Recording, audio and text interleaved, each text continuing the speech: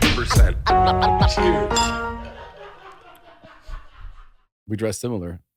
Yeah. This is our uniform. It's the comedian's uniform. It is. The comedian's uniform is a black t-shirt. Do you remember when comedian uniforms was like a black collared shirt with jeans? The collared shirt? Yeah.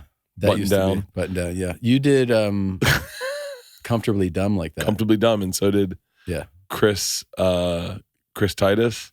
Yep. Bill Burr. Jim Brewer. That was the uniform. And Pete Corelli. We all wore the exact same outfits on our special. And that used to be the thing. It was like, I'm doing the improv this weekend. Get your button-down collared shirt on. Isn't that crazy? Yeah. Yeah. I used to wear a collar. I used to bring a collared shirt with me. On a hanger. Yeah. Yeah. Can I tell you when I think you changed? Me? Yes. There's a video you did a very long time ago. Yeah. And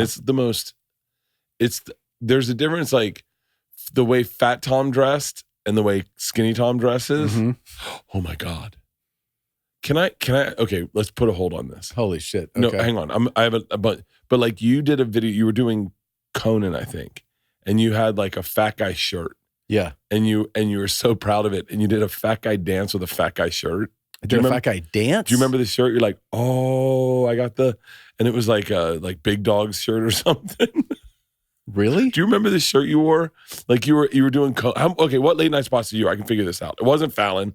Back then I did Conan a couple times. It was Conan. It was 100% Conan. And then I did, I think I did Ferguson stand up. Might have been I did stand up on Ferguson. I think. But you brought your shirt, and it was like a short sleeve button down collared shirt. Yeah. But it was and you had it hung up, and you were in like slob clothes off stage, and then you had like this, like, and you were like, oh, I got the ... But I did that on camera? You were doing it on Instagram. Oh, on Instagram. Yeah, okay, on Instagram. Okay. And you had Nike Air Force Ones. Sure, yeah. That was when you had fat guy uniform. Yeah, well, the thing is, the reason I was probably so proud of that shirt is because it was custom made for my fat ass, you know? Like, I couldn't buy a shirt at a store. So I was like, hey, can somebody make me a shirt? What is the part of since I've lost weight, what's insane to me is I never was embarrassed of my body fat. Like, I never had a lot of insecurities. I just was like, this is what I look like. Really? And isn't that crazy? Yeah. Like, I see pictures now and I go, whoa, why didn't anyone say anything? They did. Yeah, what are you talking about? You didn't have any insecurities then? Didn't have any. That's insane. Isn't that weird? Yeah. And then, like, that's supposed to be, by the way, the healthy sort of perspective is like, hey, celebrate your body, whatever it looks like. But no, you shouldn't have. Can I tell you a secret? Yeah. I've never told anybody. Yeah, please.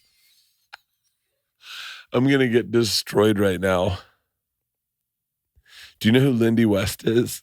Lindy West? Yeah. No, I've never heard of that. Yeah, you have. I have? Oh, yeah. Lindy? She debated Jim Norton on Kamau Bell's TV show about fat shaming. And she was I don't know the right way to say this to her because I was a fan of hers.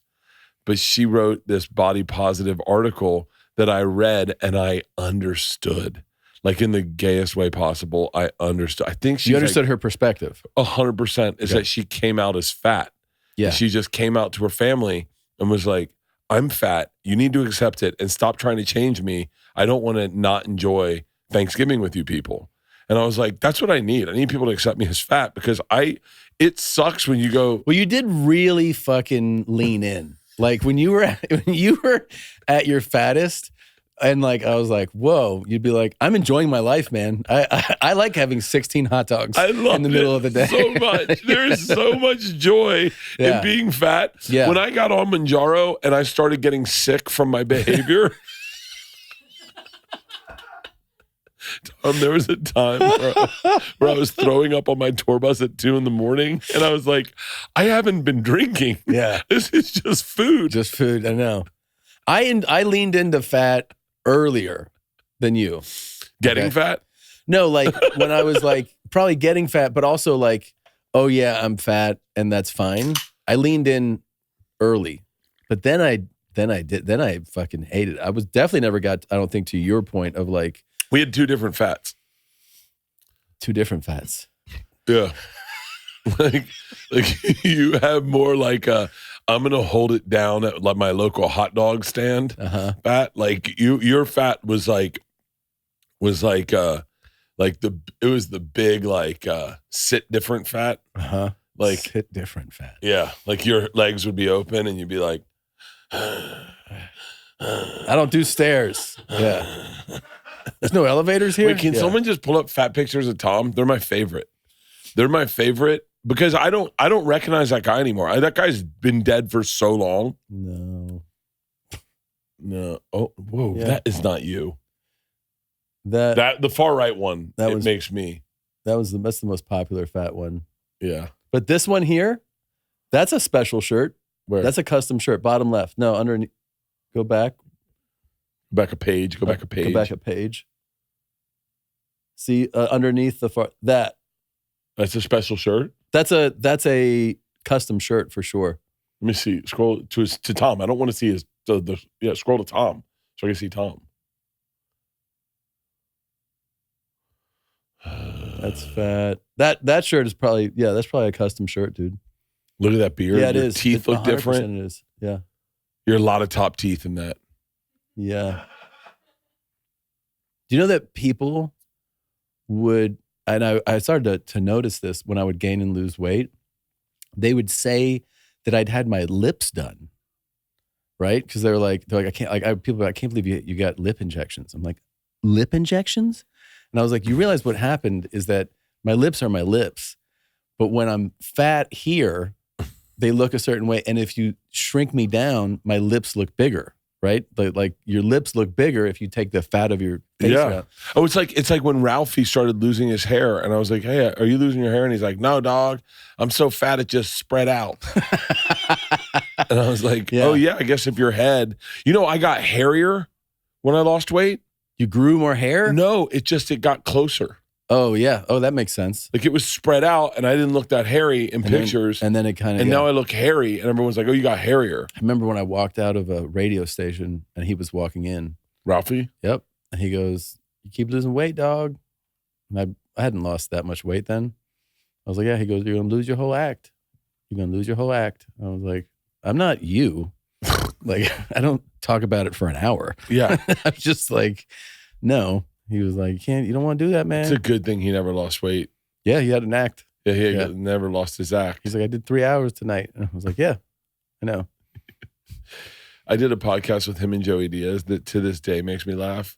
Yeah. Thinking about it. How would you describe your fat? My fat? Like athletic fat. Athletic fat. Like John Kruk, John Daly, like just like a fucking... It was hard fat. Here's the thing that was confusing to me is it was tight fat. Visceral fat? Yeah, it was really crammed in those organs. And then when I started to lose weight, this is what's kind of, I texted Jelly about this the other day. Yeah. Is like this, like makes me crazy. Like, whereas this is not as bad as what that was and this was, but this, I'd never had soft fat. Yeah. And I'd see dudes with soft fat, like comics with soft fat, and I'd be like, "Oh, I don't want that shit." And then yours was hard fat. Mine was hard fat, and I liked having a belly, like a hard belly. People would touch me and go, "Oh, whoa, that's hard as a rock." And I go, "Yeah." You're like, yeah, it's visceral fat. It's visceral fat. It's crammed in my organs. Yeah. I started getting around my liver and my kidneys and everything. It's cool. It's pressing on my heart right now. I don't want someone. Who was I talking to? I was talking to my dad, I think, and he was saying you don't want Ozempic face. And I was like that gaunt look. Yeah, and I was like, do I have it? And he was like, buddy, you're really far from it. Yeah, I was like, what? That's like if you lose like all your face fat, right? Yeah, like that HIV face. Ooh. Do you know what I started watching? This documentary on Patient Zero. Did we talk about this? I don't think so. Have I talked to someone about this? I'm obsessed with Patient Zero. Patient Zero's name was Gay Tom. Yes, it was. Gay Tom. Gay Tom. Gay Tom. Gay Tom. Gay Tom. pull up a picture of patient 0. He was a flight attendant for like Air Canada or something. Yeah, and he just flew around fucking guys, fucking dudes all over. And is this good? It's fucking fascinating because they had to track down patient 0. Gaetan Dugas. Oh, it was Air Canada. Yeah. And he was out of Vancouver or Toronto, one of the two. And he was just probably Toronto, I'm guessing, maybe Vancouver.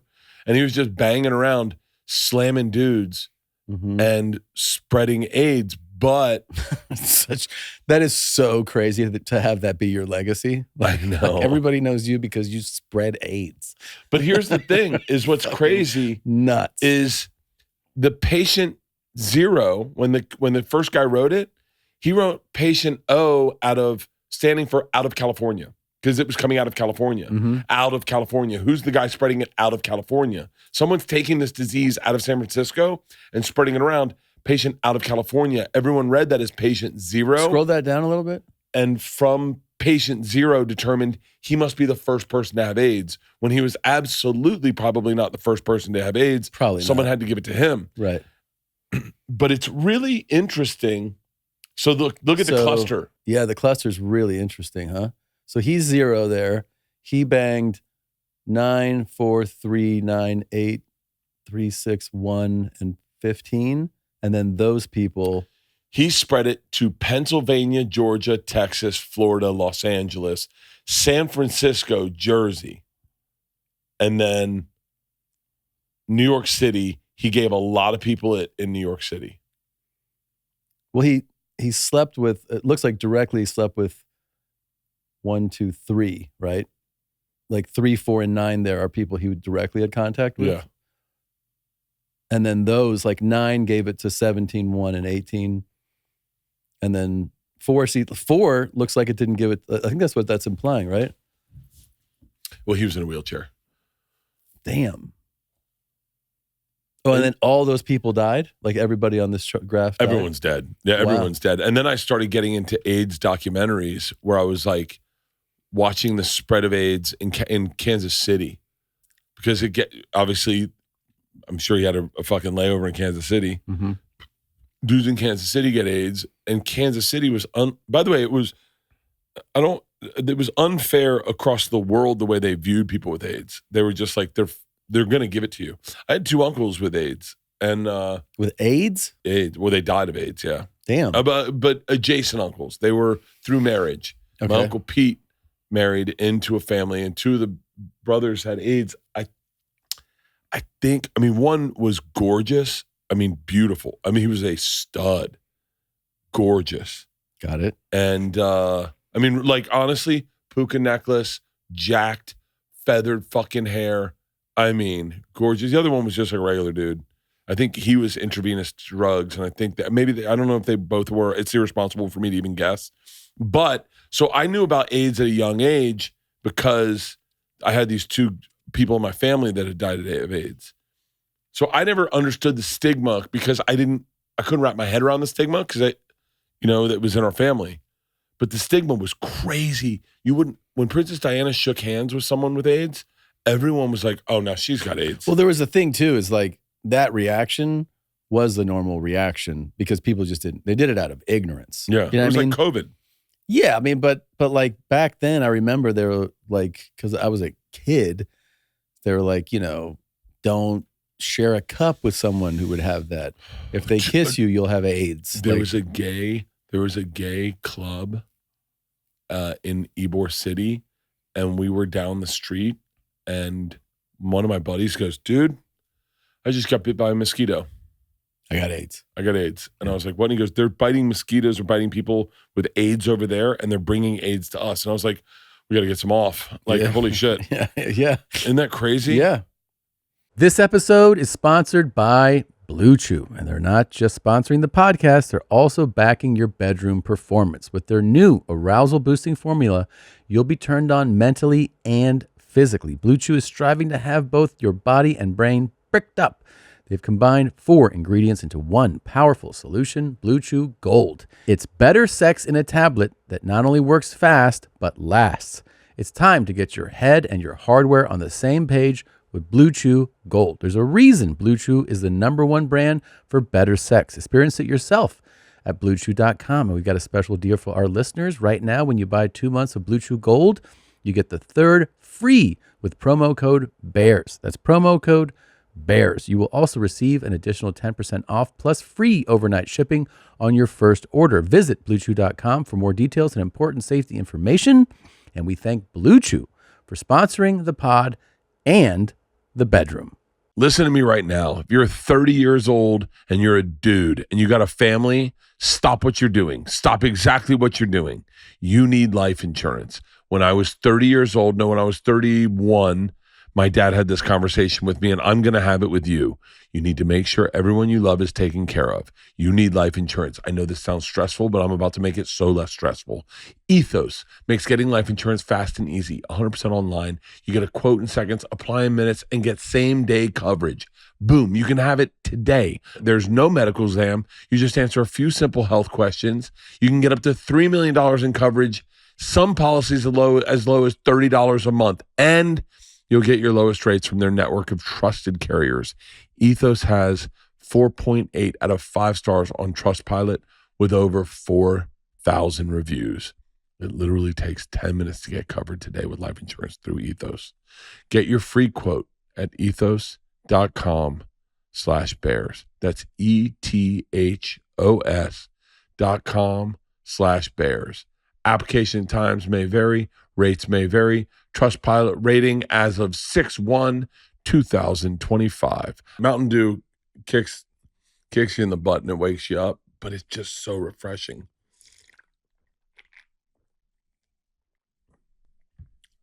Dare I say perfect? I can't believe they invented this in 1948. Back in 1948, two brothers created Mountain Dew deep in the foothills of Tennessee. The refreshing citrus kick is the perfect way to kick off your summer, whether you're celebrating at the grill, on the beach, or right in your living room. Sipping on a Mountain Dew is a great way to start a damn good time. No matter where you're going, who you're going with, bring Mountain Dew to amplify your celebration. And I amplified my summer memory this morning. I pulled over at a gas station. My go-to at any gas station is always a Diet Mountain Dew. Tasting great since 48. The bold taste you know and love has proud American roots. I'm not even joking when I say this is the best soft drink out there. The best refreshing drink. This defines summer. It's Mountain Dew, an American original. Find it in stores near you at mountaindew.com. That's mountaindew.com. But yeah, this is an interesting documentary. Can I tell you what else is a really interesting documentary? I mean, I can tell you all I do is listen to documentaries. Sober, just at the end of the night, I put on a documentary. Anything professional wrestling puts me to sleep immediately. I don't know what the fantasy is, but Polio and the Concorde. Those are the last ones. I'll cue you in on the most fascinating thing about the Concorde. They make Concorde. There's 4 people competing to get the Concorde contract. Air France and British Airways makes Concorde. Something when people make the Concorde. Anyway, it's really expensive to fly the Concorde. Yeah. And they're like only a certain price point. We're not making any money. And then one guy just says, I wonder if we can charge more. Send out like a letter to the actual guys who have flown the Concorde, and ask them what they think they paid. So they send out a letter, and all the guys are like, I don't know, like 10 grand. And they're like, no, it was 3. And they were like, just charge them 10 grand. These are guys who are telling their secretary, put me on the Concorde. They have no clue what it is. The business is paying for it. The secretary is not going to try to find an aggressive price point. Yeah. So Concorde, to make money, just increased it to what the guys thought they were paying.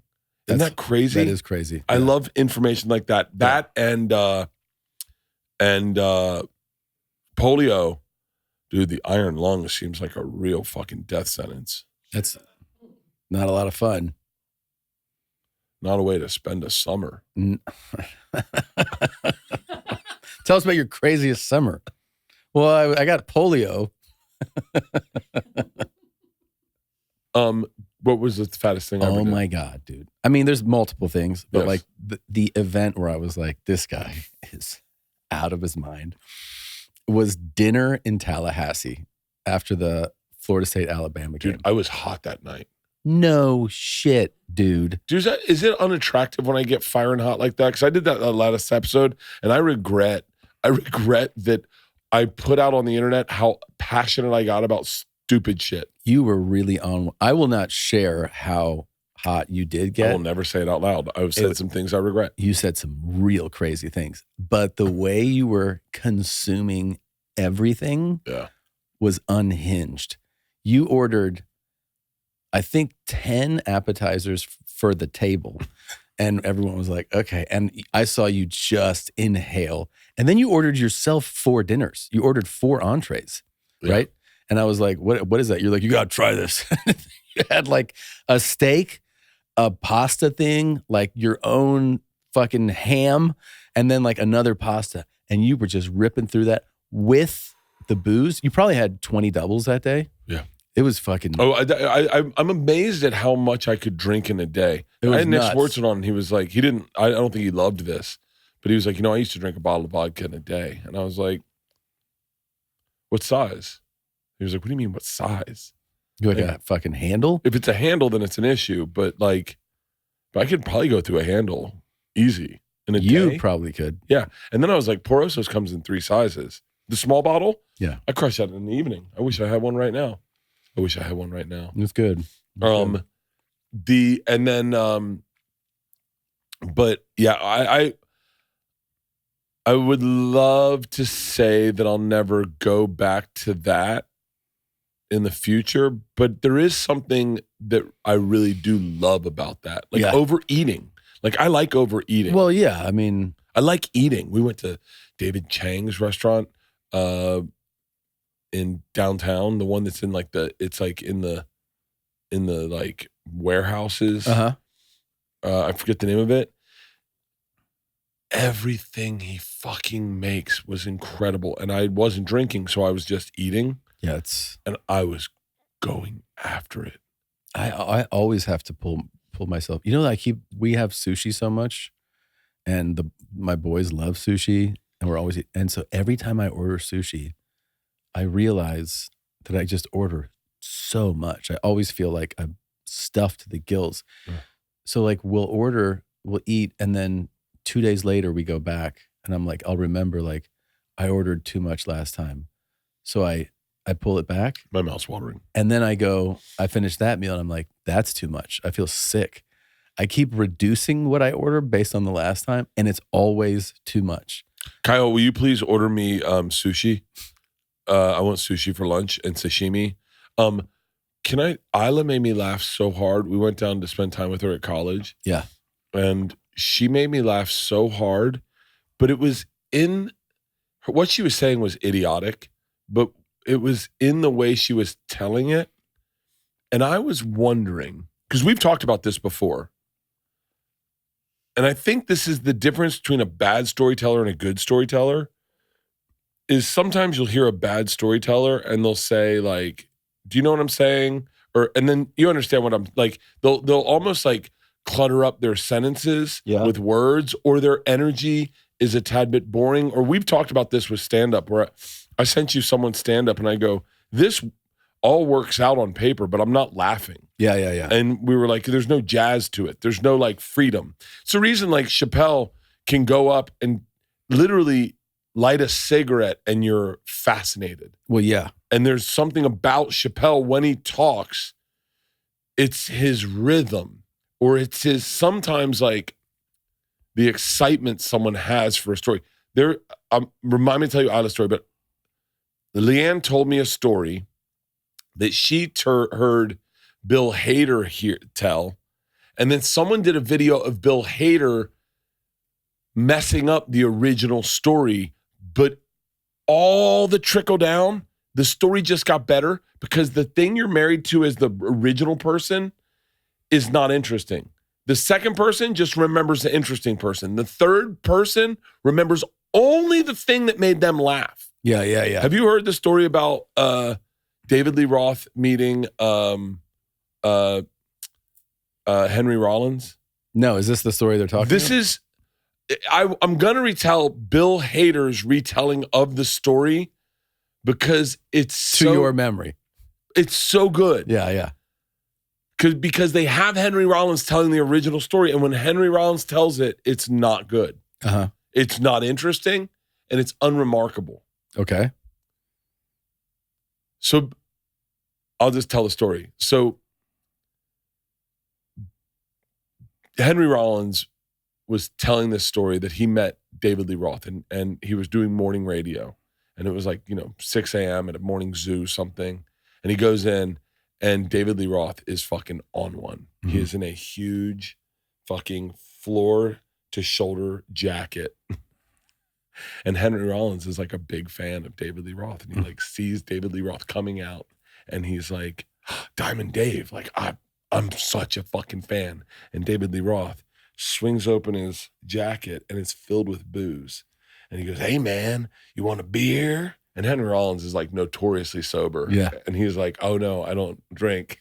And David Lee Roth goes, what's the matter? You got school later? So I just fucked up the original story. I just fucked up. When Bill Hader tells it, it's really good. I would say I even told it better than Bill Hader because I'm not married to anything. Henry Rollins tells a story, and it's so long-winded and so boring that you're like, sometimes someone else should tell your stories. You know? Yeah. And so I'm going to tell a story Isla told me, and I'll make it better. And Isla will go, that's not what happened. I go, it doesn't matter. That's also very you, though. Yeah.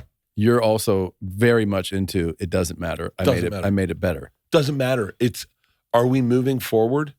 Yeah. Is everyone entertained? That's kind of your thing, though. And and LeeAnn will just sit there and go, that's not what happened. I go, shut up. Just shut up. Yeah. Bless you. No, don't say that. Okay. They sneeze by themselves in this office. Never mind. Hey, I take that back. I told you about the time I was drunk on a plane and I thought someone sneezed, and I just turned around and went, God bless you. And then I realized it wasn't them. And then I turned to the next person thinking it must have been them, and I went, God bless you. Now I look like a lunatic blessing people. Yeah. So we're sitting at the kitchen table, and we're all getting a coffee. We're all making a coffee.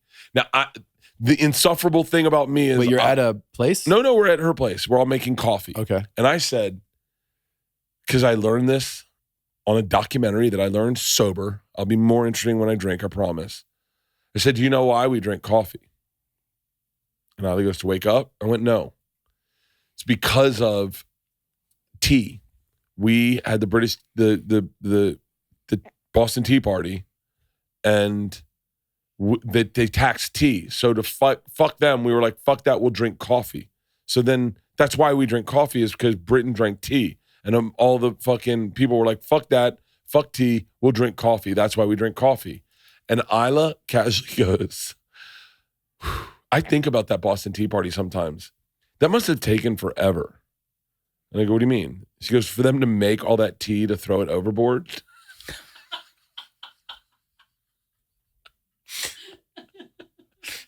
Like they're brewing tea? Let it steep a minute. And then I couldn't stop laughing because I was like, the tea was going, and they're like, shh, turn it off. It's ready. And Isla goes, I only brought one cup. Like, fuck, this is going to take forever with one cup. Get more cups. Like, I got to go back to my house. And we were laughing so hard. And then I retold it. She goes, it's not what I said. And I went, doesn't matter. Yeah. It doesn't matter. Everyone's happy. Yeah. Does it matter? Like, what is fucking life but just a memory, right? Yeah. So let the memory be fucking awesome. Yeah. It's like, ugh. This episode is sponsored by BetterHelp. We talk about mental health more openly now. At least I do. I do way more than I did when I was younger. I wouldn't even talk about it to my dad. But asking for help can still feel hard. And BetterHelp's latest research confirms it. BetterHelp's 2026 State of Stigma Report, interesting title, surveyed 2,000 Americans and revealed that 85% of Americans believe getting support is wise, yet 74% say society discourages people from doing so. It is so true. I remember when I first said I wanted to get help, it took me a while to trust a therapist. It did. I mean, my first 3 therapists, I think it was like I was trying to break up with them the second I sat down. And then I got one that really worked. And now, I mean, I got to be honest with you, our couples therapist, I just use for myself. feel like we go in there and I just talk about me. I am dealing with a ton of stuff right now, and I'm not dealing with it alone.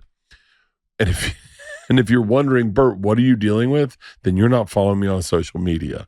With over 30,000 therapists, BetterHelp is the world's largest online therapy platform, having served over 6 million people globally, and it works. With an average rating of 4.9 out of 5 for a live session based on over 1.7 million client reviews, BetterHelp therapists work according to a strict code of conduct and are fully licensed in the U.S. BetterHelp does the initial matching work for you so you can focus on your therapy goals. A short questionnaire helps identify your needs and preferences, and their 12-plus years of experience in industry-leading match fulfillment rate means they typically get it right on the first time. If you aren't happy with your match, you can switch to a different therapist at any time from their tailored recs. Do not let stigma stand in the way of support. Start therapy with BetterHelp. Sign up and get 10% off at betterhelp.com/bears. That's betterhelp.com/bears. I'm going to let you in on a little secret when it comes to running a business. Most departments have no idea how much all of those last-minute shipping runs are costing them, and that means it almost always ends up costing more than it should. With ShipStation, you can automatically compare rates from UPS, USPS, and FedEx on every order for up to 90% savings. Everything from order management to inventory and returns is centralized in one platform. And with built-in return management, you can even turn returns into revenue without slowing down your team. Over 1 million businesses leveled up their shipping game with ShipStation. And the cutting of costs with ShipStation goes beyond the margins. Start getting back your time, money, and peace of mind. This is the greatest single interface you can use to see what's being ordered and what's going out. And the sooner you switch, the sooner you start saving time and money.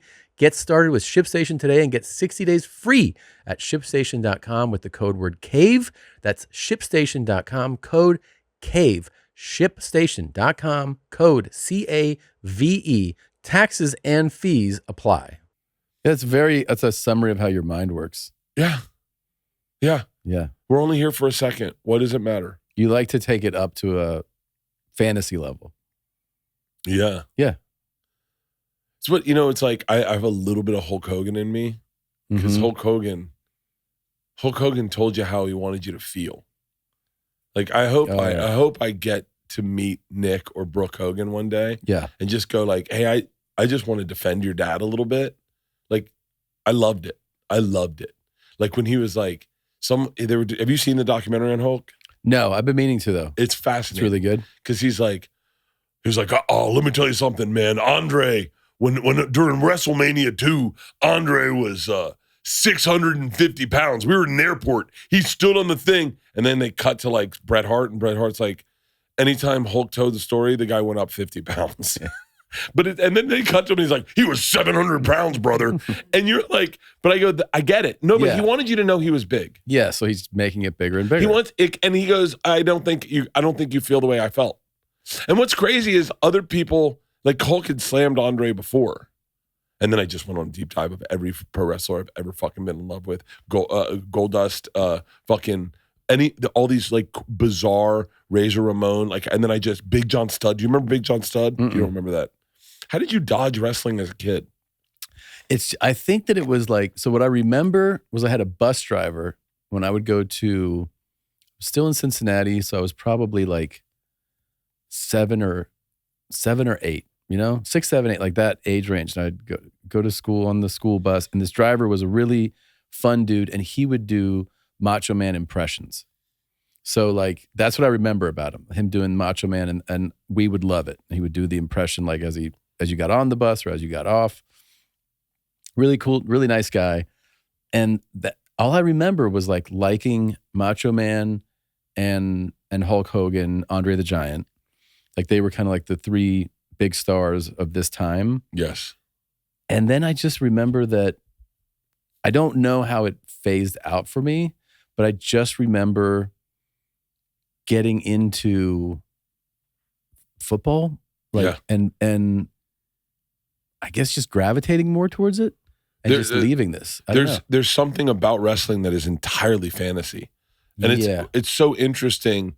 It's an interesting fact about Macho Man Randy Savage is his brother, Lenny Poffo, I think I'm saying his name right. And these are all just my one part takeaways. Randy Macho Man Savage was like, I need like a gimmick. I need a shtick. And he heard another man go, oh yeah. He heard another man do that on another wrestler, and he took it. Mm-hmm. And then he started going, oh yeah. Oh yeah. Mm-hmm. And then Hulk says, Macho Man lost Randy. Randy disappeared, which I also identify with. Yeah. And he disappeared, and he just became Macho Man all the time. And he was no longer ever Randy. Like he was like, and the whole Miss Elizabeth, the way he treated her in the ring, mm-hmm. started being how he treated her a little bit out of the ring. And by the way, I'm just talking about documentaries. If you're a huge Macho Man fan and you're losing your mind right now, I apologize. But like it started to morph. And then I started realizing, I do that with LeeAnn. I make jokes about LeeAnn. Like I do this joke that she's off leash. Like mm-hmm. if you get LeeAnn off leash, she's at the dog park biting other dogs in the neck. And today she was wildly off leash. Mm-hmm. Like she came in and I told Pete and Kyle in the gym, I go, heads up, LeeAnn's off leash and she's biting dudes. And she came in and I had my phone on and she goes, turn it off. Walked out and Kyle just goes, I think I just got bit. And then I go, oh wait, am I turning her into the character? Do I turn everyone into the character of my life? And then every story doesn't matter about the truth. I just need it to be, I'm learning a lot about myself, Tom. I've noticed. Isn't that crazy? Yeah. That at 53 now I start paying attention. You are. I wonder what's leading to that. It's got to be sobriety. I think so. For real? Yeah, of course. So is this what sober life is, where you always wake up going like... Awareness? Yeah. Yeah, probably, yeah. Yeah. You have a great sense of awareness all of a sudden. Can I tell you a comment I saw the other day where people think that you're not actually in the room with me? What do you mean? That they think that we're in two different places, like on green screen. Why? I have no idea. Someone sent that to me. They go, Tom's not in LA this much. I saw him the day that episode aired. We shoot them. We gang shoot them. We gang shoot them. Yeah. Yeah. And then that's why sometimes we go like, don't talk about that because it's going to be 3 weeks old. Yeah. So he comes to LA, we shoot a bunch, and then... And sometimes you come to Austin. And sometimes I want to come to Austin. Yeah. So much more these days. Yeah? Yeah. I said to LeeAnn, I'm going to put this to you. Sell the house, right? What if we get apartments in 5 cities? 5 cities, and you live... I love apartment living. I mean, this is going to sound like... I'm going to get lit up online for this, but I love apartment living. Okay. Like I love the downsize. I heard Luke Combs has a two-bedroom house. Two-bedroom house. With like 4 kids or something. Right? 2,300 square feet. Yeah. And I got to be honest with you, my favorite house we ever had was our one on Agnes. Yeah. And then we live in a house in Georgia. We live in an apartment in Georgia, 2-bedroom, probably 1,800, 1,100 square feet apartment. When you shoot? Yeah, when we shoot. And I love it. I love it. I love the proximity to LeeAnn. I love that we both have our own bedrooms. I love we have a great living area, a great kitchen. We don't cook. We go out to eat, which makes it fun. And so I said to LeeAnn, what if we got rid of everything? Got rid of everything and just got 5 apartments in 5 different cities? Because the girls are out. The girls aren't living in LA. So what are we doing here? What if we just got 5 cities, 5 apartments? 5 apartments. Think about it for you. Where would your 5 cities be? Where would yours be? LeeAnn, first one she said was Hawaii. Okay. Which I was like, yes. Second one she said, Austin, Texas. Cool. Third one she said, Atlanta, Georgia. Okay. Fourth one, New York City. Fifth one, Chicago. Now, I would trade out Chicago. Mm-hmm. I don't know if I'd get an apartment in New York. I don't want to live in New York. I like hotels in New York. Hotels are great in New York. I would much rather a hotel.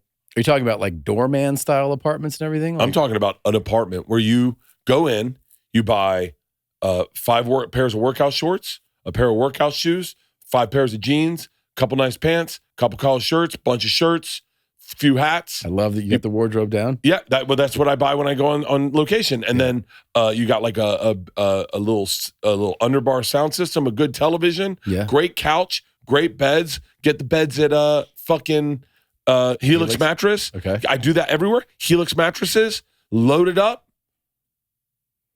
5 cities.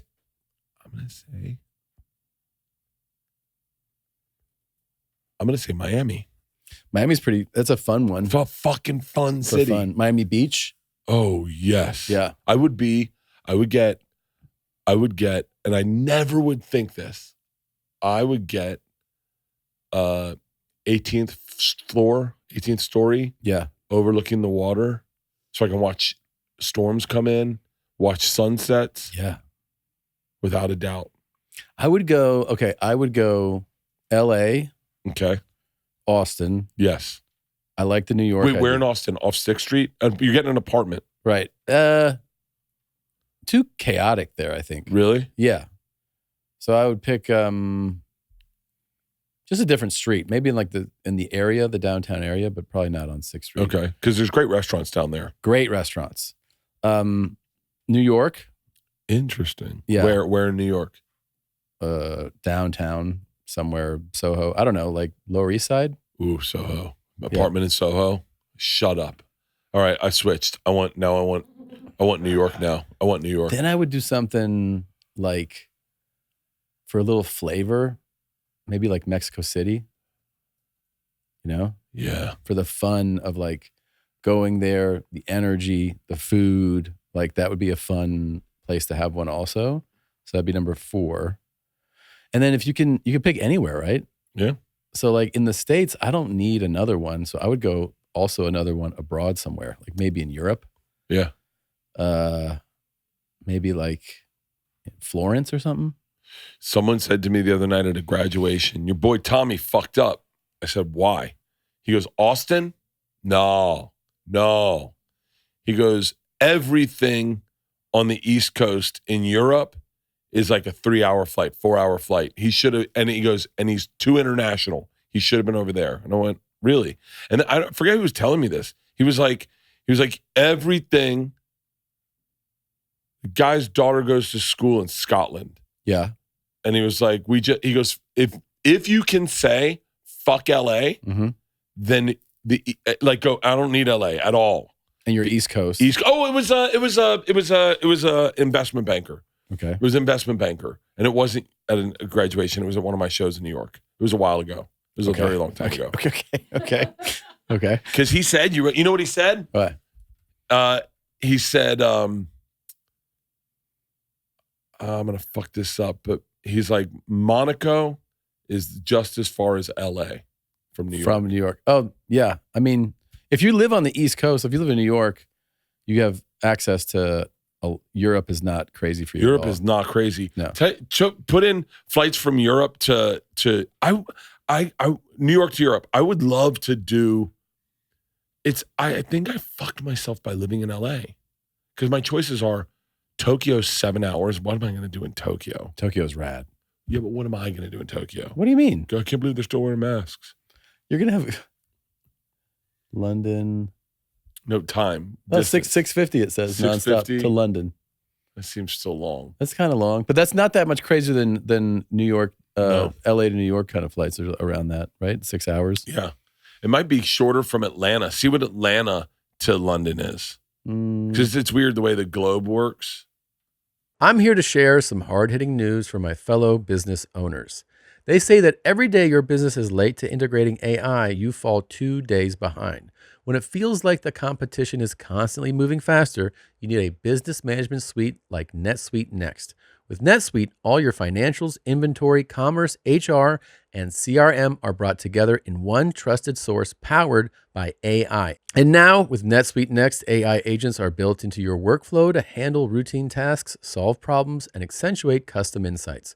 Over 43,000 customers are already taking their businesses to the next level with NetSuite Next. Whether your company earns millions or even hundreds of millions, it's time for NetSuite Next, where your business meets AI. Use AI for what it's best for, and it is best as software that can make your business stronger and more efficient. For the first time ever, you can try NetSuite Next for free. If your revenues are at least in the 7 figures, go to netsuite.ai/bears, built for every industry, ready for every boardroom. netsuite.ai/bears. As the weather warms up, the time to stop letting excuses stand in the way of reaching your goals is now.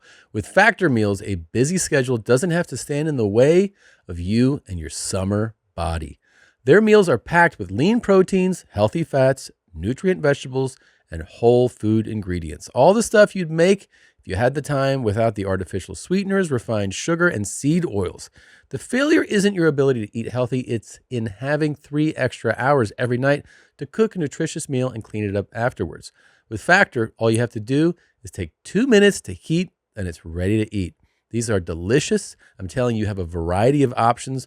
Whatever your preferences are, they have something to meet that for you. The Factor meal I've been reaching for on the days when my schedule is slammed is the Monterey Spinach Chicken. They've got 100 rotating meals with a fresh batch to choose from every week based on your goals, whether that's more protein, calorie management, strength recovery, or just overall healthier eating. Head to factormeals.com/bears50 off and use the code BEARS50 off to get 50% off and free daily greens per box with new subscription only while supplies last until September 27th, 2026. See website for more details. 8 hours. Yeah. You were right. But like, I would love to spend more time. Did I run this by you before? Have I said this to you yet? So I'm reading this book about, why do I say I'm reading this book? I saw this thing on YouTube. Dude, that is the name of your next book. If you write another book, it's called I Saw This Thing on YouTube. That's the perfect summary of Bert information. Hang on. I got something to say. I saw this thing on YouTube. It's about midlife crises. Uh-huh. And so I'll paraphrase horrifically, I'm certain. So midlife crises showed up right after World War II. Okay. Because people started living longer and they were like, wait, what is this all about? And the divorce rate was like, once again, Bert numbers, but like there were 7,000 people got divorced in the United States before World War II. Yeah. And then 80,000 after World War II. Way up. Okay. Yeah. So, and then people started living longer because like both my grandparents didn't have midlife crises. They just, my grandfathers just died at 50. Yeah. So no one lived to 80. Right. So there was no midlife. You just died at 40 and 50. Yeah. So they started dying and it started living longer and they started saying, well, what is life? Like if I'm going to live this, is it getting better? And at a certain point you realize, oh, it's downhill from here. Like it doesn't get better. Right. And then I said, oh, I should have had a midlife crisis by now. And then I was like, oh no, I got lucky. When I was about to have a midlife crisis, I got successful. And so I worked through my midlife crisis. Interesting. And I achieved my dreams. From 44 to 53, 9 years, I got to do everything I ever wanted to do. Yeah. So I worked through my midlife crisis. And now I'm into like retirement age, theoretically. I'm not gonna, but like, so like, I'm like, oh, that's great. And then I looked at LeeAnn.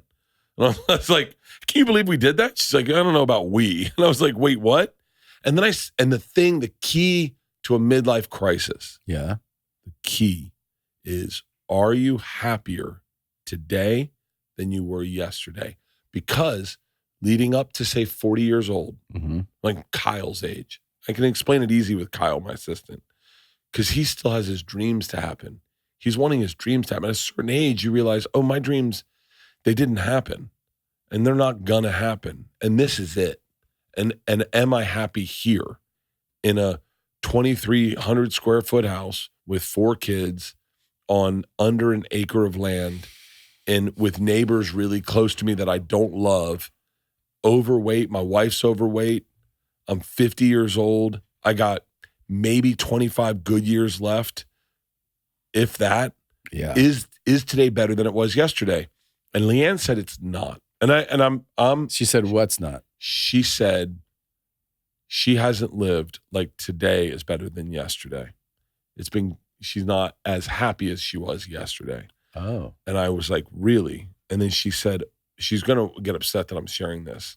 Cool. But she said, I was happiest raising my girls, when my girls were at home, that's when I was happiest. And everything from that has been trying to recapture that.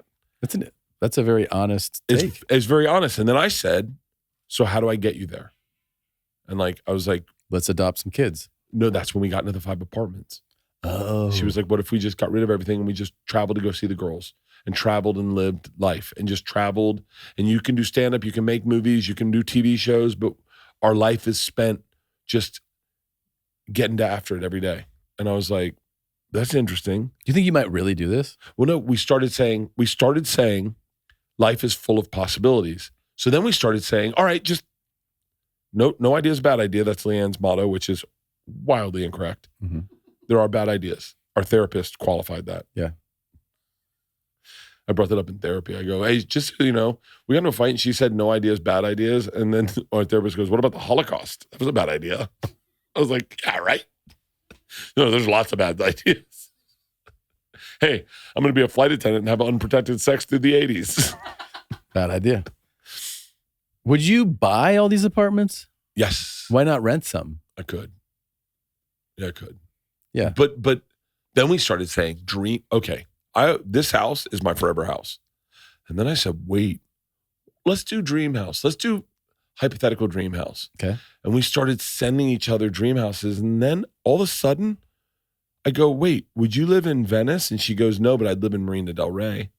And I went, wait, you'd be interested in living in Marina del Rey? I'd love to live by the beach. She goes, I'd love to live in Marina del Rey. We would have never had that conversation had I not read this YouTube video. Had I not read this YouTube video about midlife crises. So I put it on you. Are you happier today than you? Let's start it from here. Okay. When you moved to LA to follow your dream, were you happier than when you were in college? Yeah, I think so. Yeah. Okay. When you started to achieve your dream and make your first special, Mostly Stories? Completely normal. Completely normal. Yeah. When was Mostly Stories? After Completely Normal. When you made Completely Normal, yeah, were you happier that day than you were when you started stand-up? Happier that day.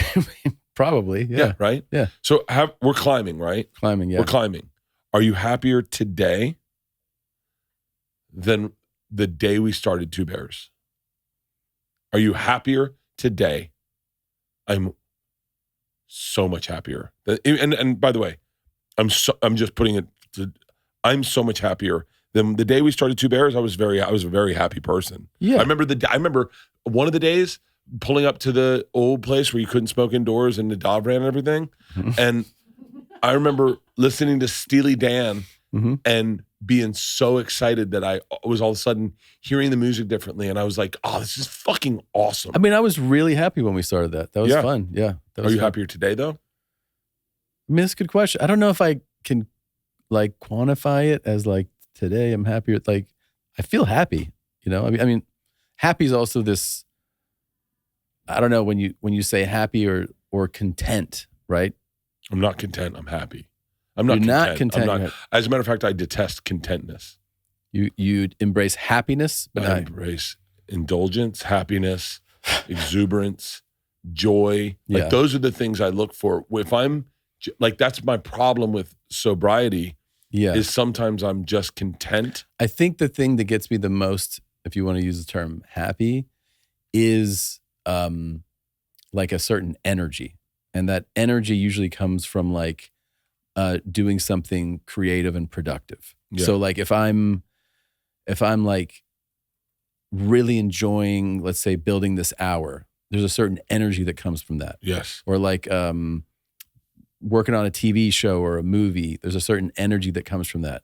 That whenever I have that creative juice going, there's a happiness about life that I feel. Yes. I also feel it from other things, obviously. No, right.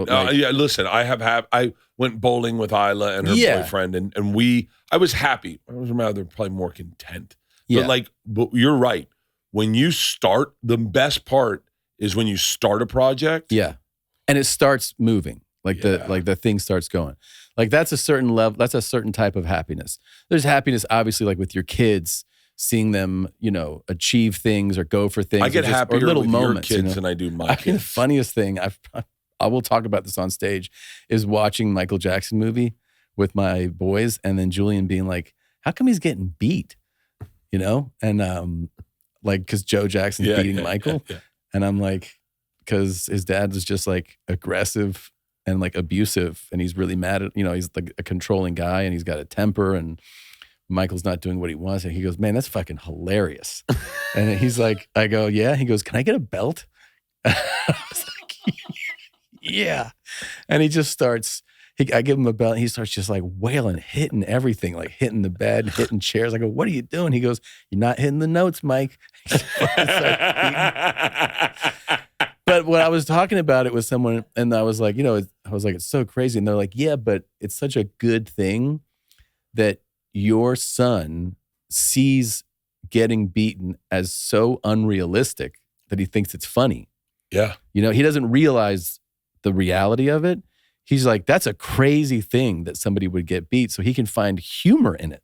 Yeah. Right? Because if he were beaten, it would traumatize him to watch that. But he's just like, people get hit? I'm like, yeah. He goes, you've never hit us. I go, no, dude, I'm not going to hit you guys. He's like, I still don't get why he does it. I'm like, he's a bad guy. I'm like, keep trying to tell him. He's like, oh man. He's like, I want to get a belt. I got to have a belt, man. I'm like, okay, sure. LeeAnn explained to Isla what picking a switch was. Because LeeAnn, when she was a child, if she was in trouble, she had to go pick her own switch. And Isla's like, couldn't wrap her head around it. She's like, wait, hold on. You had to pick the instrument you're going to get hit You're going to get hit with. And LeeAnn's like, oh yeah. And then LeeAnn, just as a thought exercise, was like, Isla, go out in the yard and pick your own switch. And Isla's like, okay. And came back with bullshit. And we started laughing because I knew the rule of picking a switch was if you didn't get something big enough, they went and picked it, and it was not what you wanted. Yeah. And we explained that to Isla. She's like, do you have any leftover lumber? All right, last question. I'm going to pose to you. Okay, I said this today. I just hit my strain max on my Whoop. From your workout. My Whoop. I'm sober. I am so obsessed with my Whoop. Yeah. I am so obsessed with my Whoop. My heart rate, you have a crazy resting heart rate. Yeah. I say that about you when people bring you up. Yeah. They'll go like, what's it like working with Tom? And I lean in and I go, crazy resting heart rate. It is crazy. And they're like, really? I go, that's why I think he's dead inside. Yeah. What is it, upper like 40? 30s? Yeah. Upper 30s? Yeah. And to the point where it was, alarming at one point, and I was like, I don't know if I'm alive. Yeah. And I went to the cardiac center at Cedars and had a full battery of tests, as they say, and they were just like, yeah, you have a good strong heart. Yeah. Like there's nothing else to say. My resting heart rate probably dropped a lot, right? Dude, I almost want to give you we should almost do a Whoop episode.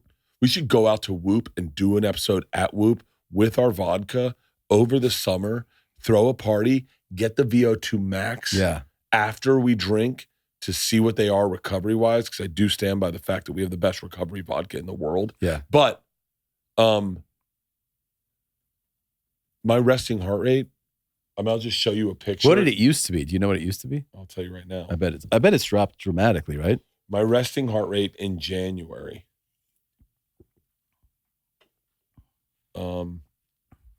Look at this. Over 6-month period, look at this. Do you see the white? Yeah. That's in that's 79. That was my resting heart rate. That's 79. January. Okay. That's when I got the blood clot. And I was partying. Right now, resting heart rate's 59. It's low 50s.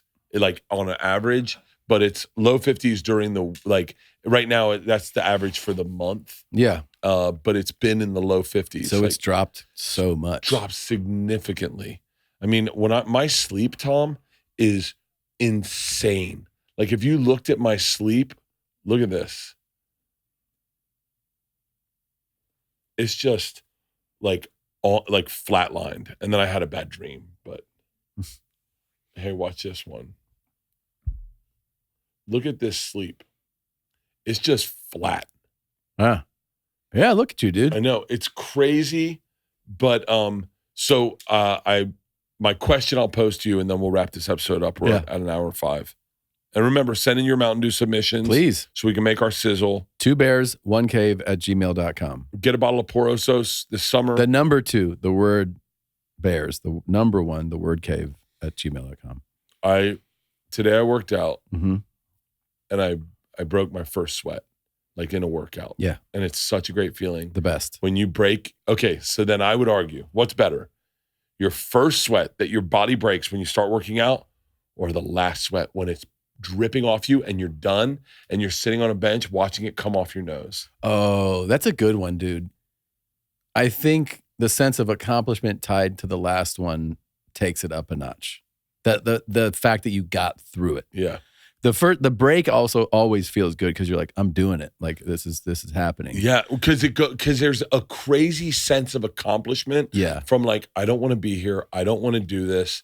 Oh God, it's been 5 minutes and nothing's happening. You know, I used to do that break a sweat thing after 4 stairs. I would just walk up 4 stairs, be like, wow, I really did something right now. I'm sweating. When you're the fattest you can be, you sweat all the time. Like you're always sweating. It's not a sense of, you're like, fuck, I'm sweating. I just walked in here. You're just always sweating. Black guy's got it down with those towels.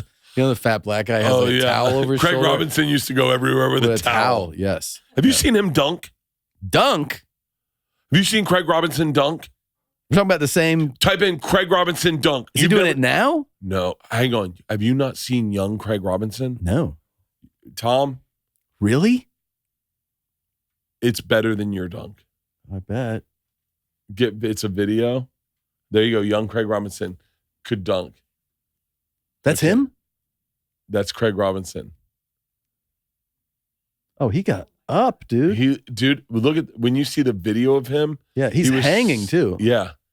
He was skinny and athletic as fuck. You know, his brother's like one of the most accomplished jazz drummers. No idea. In the country. Craig's hilarious. I did not know. Incredible. Yeah. Damn. Yeah, he was a different human. Talk about talent. To be able to dunk means you can ball, right? Yeah. But then also be as comedically funny and musically, musically and sensitive to be able to get comedy. Yeah, You can't just be a meathead and get comedy. No, I had no idea. That's wild, dude. All right, let's see what the internet said. Okay. First sweater, last sweat. Let's see. I posted it this morning. Okay. First sweater, last sweat. You ready? Everyone says last sweat, 60%. Yeah. All right, that's a great episode. I'm going to take you down and give you a Kool-Aid pineapple slices. Let's do it. And we're done. Thanks for watching. We'll see you next week. Bye. Bert and Tom and Bert. One goes topless while the other wears a shirt. Tom tells stories and Bert's the machine. There's not a chance in hell that they'll keep it clean. Here's what we call 2 bears, 1 cave.